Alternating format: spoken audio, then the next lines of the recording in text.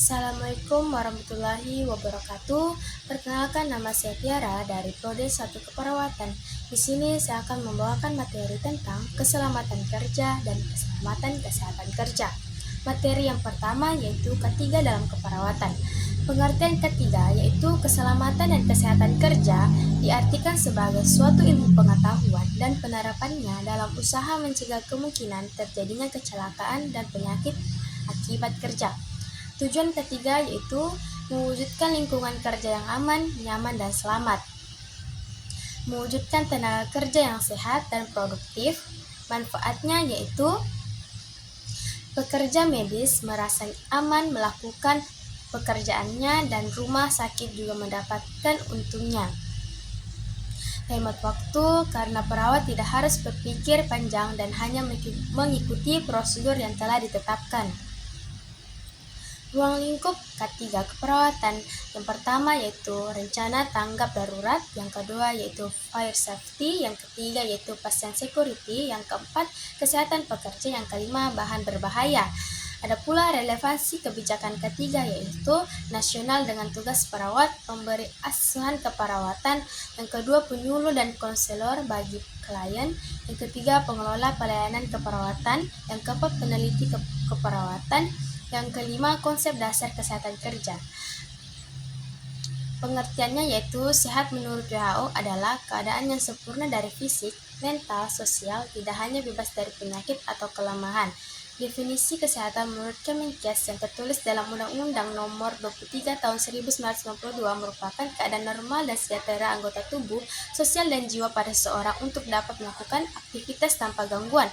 Ada pula 4 aspek diantaranya yaitu kesehatan fisik, mental, sosial, dan kesehatan dari aspek ekonomi. Tujuannya yaitu pencegahan dan pemberantasan penyakit-penyakit dan kecelakaan akibat kerja, pemeliharaan dan peningkatan kesehatan dan gizi tenaga kerja. Manajemen risiko pula yaitu organisasi yang dapat menerapkan metode-metode pengendalian risiko apapun sejauh metode tersebut mampu mengidentifikasi, mengevaluasi, memilih prioritas dan mengendalikan risiko dengan melakukan pendekatan jangka pendek dan jangka panjang. Tujuan identifikasi risiko yaitu untuk mengetahui jenis risiko, yang kedua untuk mengetahui sumber risiko, yang ketiga mengetahui pekerjaan terpajan dari risiko, yang keempat mengetahui pengendalian yang sudah dilakukan. Ada pula pengertian hazard atau bahaya, yaitu bahaya adalah aktivitas, kondisi, kejadian, gejala, proses-proses, material, dan segala sesuatu yang ada di tempat kerja. Hazard yang ada di rumah sakit yang pertama yaitu hazard fisik, seperti peralatan gelas yang dipakai dalam kegiatan rumah sakit antara lain. Yang pertama adalah botol, yang kedua lampu volumetrik, yang ketiga tabur reaksi, yang kedua yaitu benda-benda yang bergerak yang dapat membentur seperti power jatuh, dapat berakibat pecah. Yang kedua yaitu resiko terjepit tertimbun, yang ketiga resiko jatuh dari ketinggian yang sama, yang keempat jatuh dari ketinggian berbeda. Yang selanjutnya yaitu radiasi ultraviolet atau sinar ultraviolet digunakan pada biological safety cabinet dalam menyiapkan obat-obatan kanker. Efek yang ditimbulkan yaitu kulit terbakar, kebutaan, dan kerusakan mata. Yang selanjutnya yaitu laser. Sinar laser digunakan di ruang operasi minor maupun mayor untuk proteksi dan bakterisasi jaringan. Efek yang ditimbulkan yaitu kulit terbakar, kebutaan, iritasi mata, dan infeksi saluran pernafasan dan mual. Selanjutnya yaitu radiasi magnetik, berasal dari instrumentasi resonansi magnetik yang berasal dari ruang MRI. Hazard lainnya yaitu hazard biologis, pemaparan kontak melalui produk darah dan cairan tubuh. Penanggulangannya itu bahaya biologi, mengenal bahaya-bahaya biologi yang dapat di tempat kerja, menghindari kontak langsung dengan sumber penular.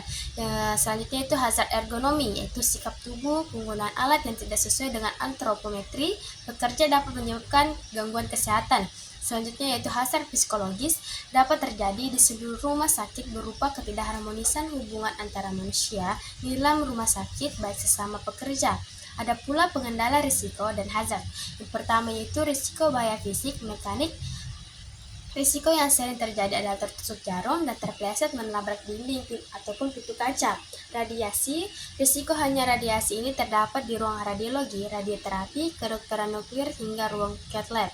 Kebisingannya itu risiko bahaya kebisingan terdapat pada ruang boiler, generator listrik, dan ruang chiller. Pencahayaan, risiko bahaya pencahayaan sering terjadi di kamar operasi. Listrik, risiko bahaya listrik berasal dari korsleting dan kesetrum. Iklim kerja meliputi lokasi, temperatur, dan kelembapan ruang kerja. Getaran, risiko bahaya getaran tidak terlalu signifikan dari kail yang telah dilakukan oleh pihak ketiga.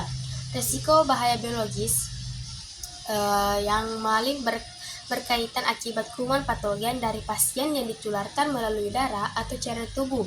Bila pekerja mengalami kecelakaan kerja berupa tertusuk jarum bekas pasien atau terkena percikan darah.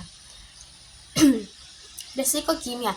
Risiko ini berkaitan terhadap bahan kimia golongan berbahaya dan beracun. B3. Risiko ergonomi, yaitu bahaya terjadi pada pekerja angkut diangkut baik pasien maupun barang. Risiko psikologi didapat terlalu kelihatan akan tetapi selalu ada meskipun padanya tidak terlalu mencolok. Prinsip dan konsep keselamatan kerja. Pengertian keselamatan pasien rumah sakit adalah suatu sistem yang diterapkan untuk mencegah terjadinya cedera akibat perawatan medis. Tujuannya terciptanya budaya keselamatan pasien di rumah sakit. Upaya yang dilakukan untuk mencapai tujuan tersebut yaitu akselerasi program infection control prevention, penerapan standar kesehatan pasien, peningkatan kesehatan penggunaan darah, manfaat program rumah sakit yang menerapkan kesehatan pasien akan lebih mendominasi pasar jasa bagi perusahaan. Faktor yang mempengaruhi penerapan pasien safety individu yaitu sikap perawat tentang pasien safety, budaya, perubahan budaya, atau semboyan baru dalam pasien safety. Infrastruktur elemen untuk peningkatan safety, lingkungan, memaksimalkan kenyamanan dan martabat pasien. Selanjutnya yaitu 7 prinsip kesehatan pasien. Yang pertama, kesadaran tentang nilai kesehatan pasien rumah sakit. Yang kedua, komitmen memberikan pelayanan yang berorientasi pasien safety, kemampuan mengidentifikasi faktor risiko penyebab insiden terjadinya pasien safety, kepatuhan pelaporan insiden, kemampuan berkomunikasi yang efektif, mengidentifikasi akar penyebab, dan memanfaatkan informasi. Oke, itulah tadi materi yang saya bawakan. Kurang dan lebihnya mohon dimaafkan. Dan saya akhiri, wassalamualaikum warahmatullahi wabarakatuh.